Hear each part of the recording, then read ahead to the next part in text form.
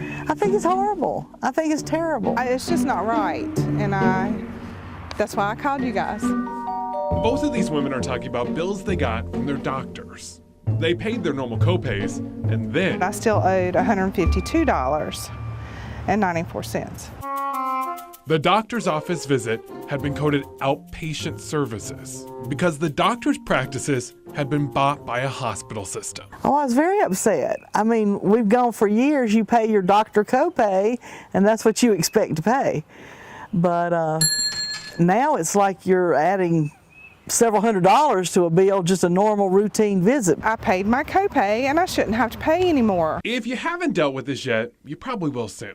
Nowadays, 1 in 4 doctor's offices are hospital-owned, according to a study by the nonprofit group Avalor Health. Like this gynecologist office in Lexington, which is more than a 25-mile drive to the main Wake Forest Baptist campus here in Winston-Salem. To me, that's not an outpatient. I'm not anywhere near the hospital. It's not just Wake. Cone Health has this business practice too. Right now, you're probably thinking, thanks, President Obama. The Affordable Care Act is to blame. Nope. Cone Health says that has nothing to do with the billing. More on how they explain the charges in a minute. But first, Wake Forest Baptist declined an interview, referring us to this section of their website saying, these clinics are called hospital-based outpatient clinics because they must follow stricter government rules. Hospital-based outpatient clinics are more complex and more costly to operate than a private physician's office. Yeah, I think that's just an excuse. Wendell Potter is a former insurance insider. As the head of corporate communications for Cigna, he literally wrote the book on how healthcare workers come up with ways to charge him more money. So they can go to the same doctor. Nothing seems to be any different at all, but there's been a change in ownership. And the hospitals are taking on a significantly higher fee, or a fee that didn't exist before, just because of that, because they can. Not so, says Jeff Jones, Chief Financial Officer of Cone Health. He says the higher price is because it's harder to run a hospital-owned doctor's office than a traditional practice. They have to meet different safety standards. Unfortunately, we don't make more money, but yes, the billing is higher. And like I said, it's just intended, the structure was intended to acknowledge the difference. Can you explain how you don't make more money when the bill is higher? Because our costs are higher. So when you say make money, that's the bottom line. Our costs are much higher than a standalone physician practice. Our costs are higher from a regulatory perspective, and our costs are higher because we also provide access to those that maybe have no insurance. There is hope. Patient advocate Cheryl Sharon says doctors are often willing to make deals with you. Quite often, to be honest with you, but people don't ask. Discuss it with the physician and let him know what they were paying prior to the takeover to now, and ask for a discount. Advice these women appreciate, but they both say they're going to go somewhere else from now on to get their clean bill of health. I said, you're not getting any more of my money. Not every doctor's office owned by a hospital is billed this way. So for Cone Health, you want to ask up front. For Wake Forest, they put out this long list of ones that are and aren't. I put it on my Facebook page. Just search Ben Briscoe.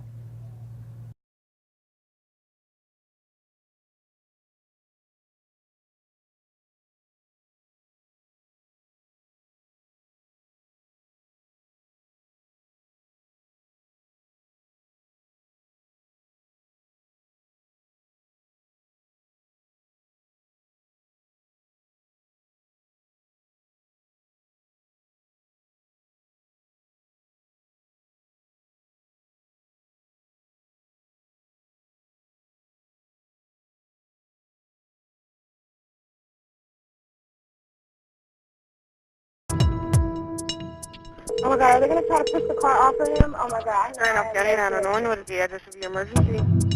This 911 call is a snapshot of a problem that's easy to see, but hard to handle. He was my firstborn. I'm just going to miss him. Every year in North Carolina, I'm quick. She's got a baby in the car. more than 1,200 people die in wrecks on our roads. Using a law enforcement database collected by the federal government, 2 Wants to Know confirmed crashes cluster around certain spots.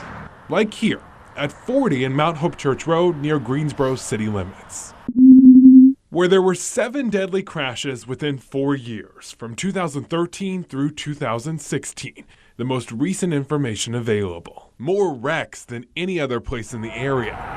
To find this most deadly spot on the road, 210 took an overview of federal crash reports, mapping every fatal car wreck within 4 years across the triad. Then we put the map on WFMYnews2.com, where you can get your hands on the information and zoom into streets near you. Lots of places had a couple of crashes, but we found 3 dangerous spots, each with 5 crashes. Those are US Highway 64 in Lexington around Grimes Park, going around the curve of North Van Buren Road in Eden, and near where Patterson Street takes you onto I-40 in Greensboro. Law enforcement says those spots are probably the most dangerous because they have higher speed limits and more lanes of traffic than the average road. But they add that even more important than the streets is your seat and what's happening there. Drivers not buckling up was the reason for 50% of traffic deaths, according to Master Trooper Brandon Baker. 50%. That's more than alcohol-related crashes, and 5 times the amount of deadly distracted driving wrecks. That's why he urges you to buckle up every time. So just a few simple seconds can make a huge difference, because no one ever knows when an accident's going to happen. It's just going to happen, and hopefully they're prepared by making sure they're buckled up.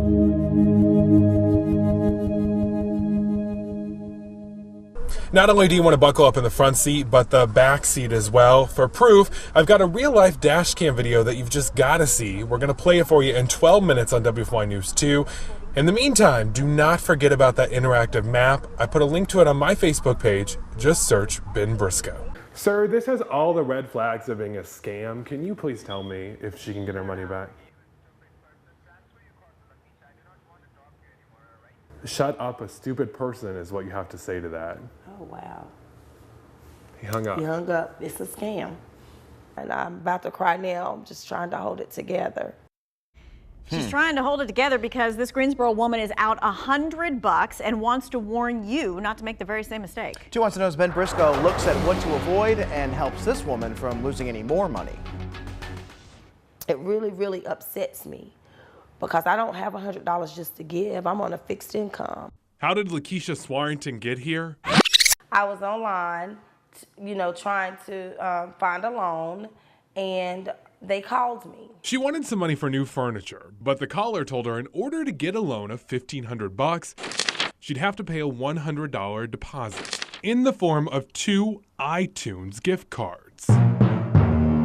He told me that my money will be in my account within 10 to 15 minutes. I checked my account, there was no money. A full day later, we checked. The gift card codes had been redeemed, but still no money in her account. And the company started calling Lakeisha, asking her to buy even more iTunes gift cards. If I send you the $299, you said that I will receive the money within 10 to 20 minutes. The Better Business Bureau says this is not how a loan should be done. To do it in the form of a gift card, that's a huge red flag that you are about to be scammed. So we had Lakeisha alert her bank, since she gave the loan company her routing number. And then I got on the phone with the online loan officer. This is Ben Briscoe with News 2. I'm curious when she's going to get her money. He already paid you $100. So can she just cancel the loan and get all the money back? He tried to tell me they sent the money, but it's stuck in the U.S. bank and needed more of a down payment to be released. Do you realize how ridiculous this sounds? The money's not held in the U.S. bank. You have the money. You're not giving it to her. Sir, this has all the red flags of being a scam. Can you please tell me if she can get her money back? Legally, we can't play you what he's saying, so I'll repeat it. Shut up, a stupid person is what you have to say to that. Oh, wow. He hung up. He hung up. It's a scam. One with a clear calling card. Never pay with iTunes gift cards. Do not fall for it. Do not send no money. Ben Briscoe, 2 wants to know. I'm Ben Briscoe in Asheville, where the crowds are huge. Take a look. Some business owners tell me that this is turning out to be one of the busiest weeks of the year. That's because a lot of people say if they're going to have to evacuate, they wanted to come somewhere fun at least. And the locals are doing their best to try to make it a welcoming city.